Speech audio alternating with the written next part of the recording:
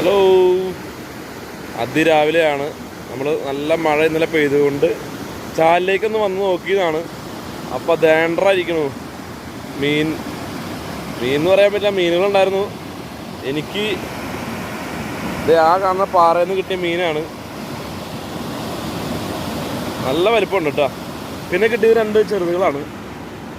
ഇത് കണ്ട 2 ചെറിയ മീനുകൾ എന്നോടെ ഉണ്ടായിരുന്നു. കിട്ടി അത് തന്നെ. ടോട്ടല് അങ്ങനെ 3 മീനെ കിട്ടി. അപ്പോൾ ഇതാണ് ഊത്ത കയറാന്ന് പറയാ. ഇതാണ് ഊത്ത മീൻ. ഉണ്ടാ നല്ല വലിപ്പമുണ്ട്.